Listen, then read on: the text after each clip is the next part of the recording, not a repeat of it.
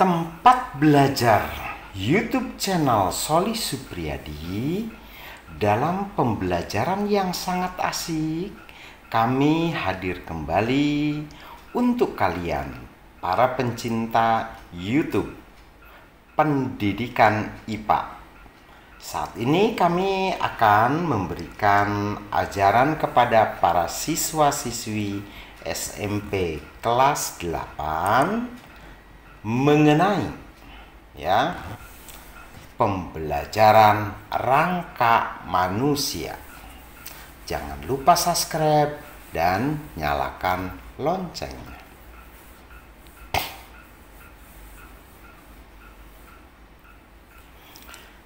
IPA kelas 8 bab 2 ini akan membahas struktur tulang.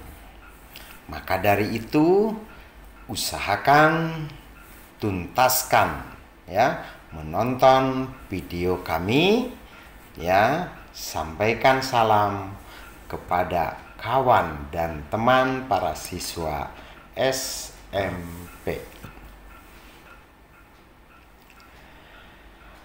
Para pencinta YouTuber, pernahkah kamu melihat model tulang paha manusia seperti pada gambar? Apakah bentuk tulang tersebut seperti pada gambar? Itu adalah bentuk tulang atau model tulang pada manusia. Begitu ya.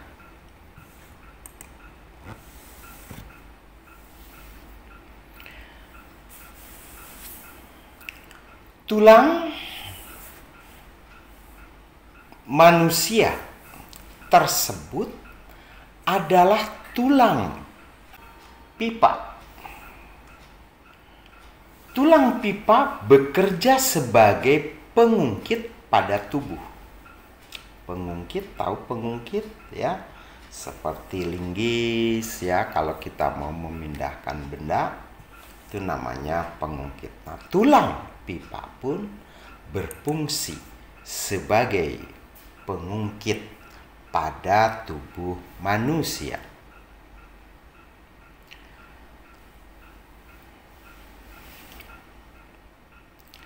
Anak-anakku sekalian, tuh kami tampilkan tulang tulang sebagai kaki kita. Jika kita perhatikan gambar, tulang tersebut ternyata tidak lurus seperti pipa, melainkan membesar pada bagian ujung-ujungnya. Nah, itu perhatikan tulang ya. Jadi pada ujung-ujung tulang itu, setiap tulang itu selalu membesar. Jadi tidak lurus benar ya. Bagian yang membesar tersebut dinamakan epifisis, yaitu bagian tulang yang berada di antara epifisis dinamakan diafisis. Perhatikan gambar ya. Nah, di situ ada capital femoral epiphysis ya. Nah, itu kami sajikan gambarnya.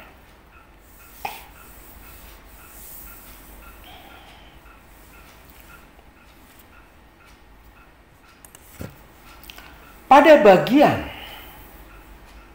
epiphysis berbentuk bulat serta terdapat titik-titik kasar. Perhatikan pada bagiannya ada titik-titik kasar ya pada bagian ujung tulang. Nah, pada bagian ujung terdapat lekukan, tonjolan, dan juga adanya lubang pada tulang. Masing-masing bagian ini mempunyai fungsi yang berbeda-beda. Jadi, bagian-bagian tulang itu memiliki fungsi yang berbeda-beda. Lekukan dan tonjolan berfungsi sebagai tempat menempelnya otot.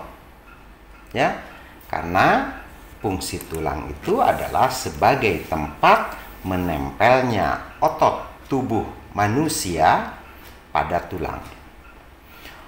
Lubang berfungsi sebagai tempat keluar masuknya pembuluh darah dan pembuluh saraf. Gitu ya.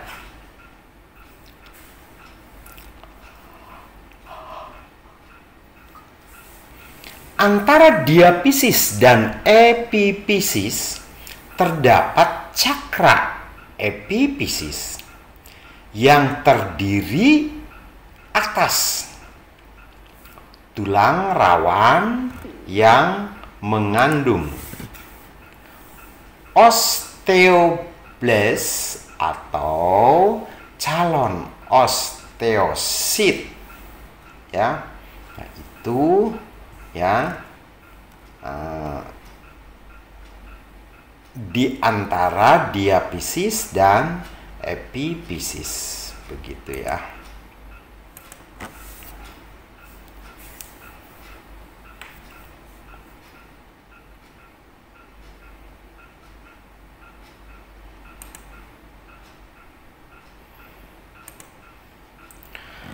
Cakra epifisis inilah yang berperan dalam proses bertambah panjangnya tulang pipa. Jadi tulang pipa itu selalu bertambah panjang pada manusia yang sedang tumbuh.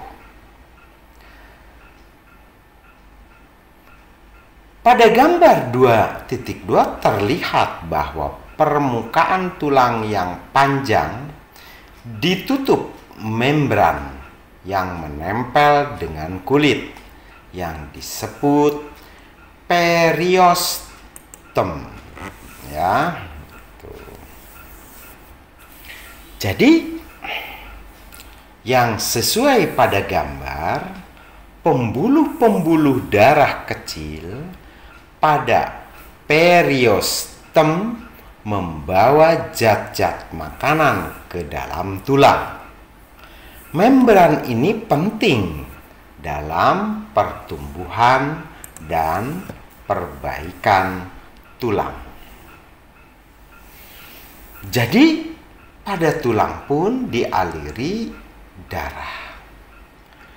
Pada bagian bawah periostem terdapat tulang kompak atau disebut juga tulang keras, yaitu suatu lapisan tulang yang keras dan kuat.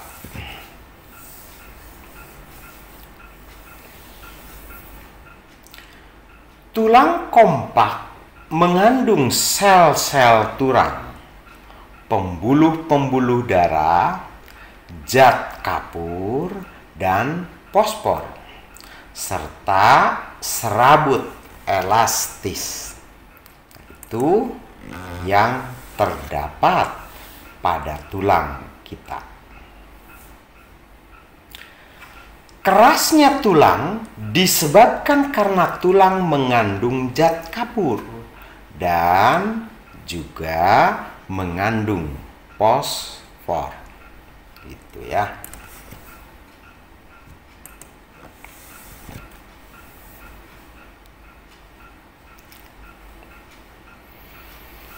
Sedangkan serabut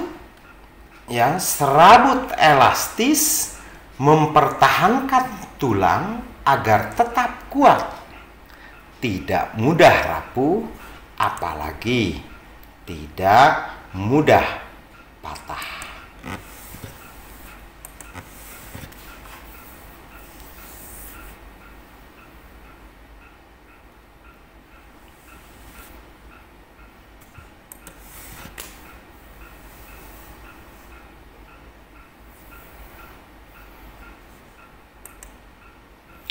Tulang sfon dalam tulang pipa terdapat di daerah ujungnya, gitu ya.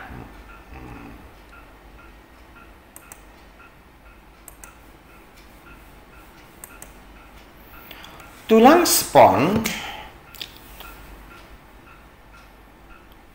tulang kompak, mempunyai banyak ruang-ruang kecil yang terbuka yang membuat tulang itu menjadi lebih ringan.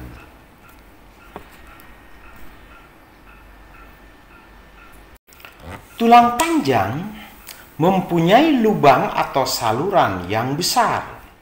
Saluran-saluran itu terdapat di tengah tulang panjang dan diisi oleh jaringan berlemak yang disebut sum-sum. Agar kamu lebih memahaminya, perhatikan pada buku kamu gambar 2.2. Sum-sum merah berada di daerah tulang panjang, bagian ujung di antara tulang sfon. Sedangkan sum-sum kuning berada di tulang panjang, bagian tengah yang sebagian besar terisi lemak. Lemak tersebut adalah bagian dari sum-sum. Pada orang sehat, sum-sum tulang merah menghasilkan sel-sel darah merah dengan kecepatan sampai 3 juta sel per detik.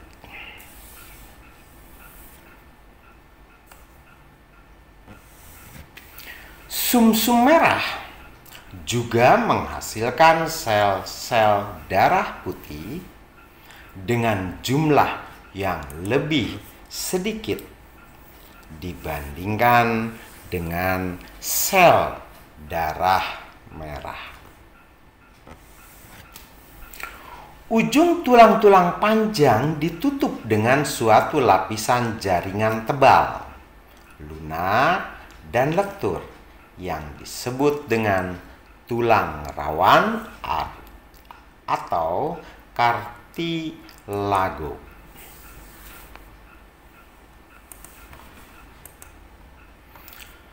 Tulang rawan tersusun atas sel-sel yang dikelilingi oleh matriks protein yang dihasilkan oleh sel-sel tersebut.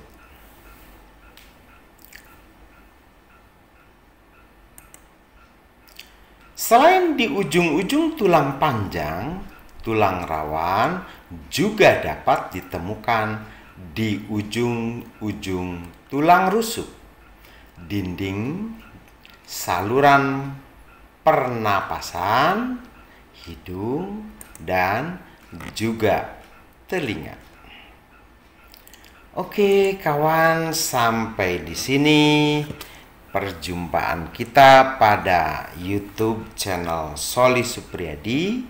Jangan lupa subscribe and like ya. Terima kasih.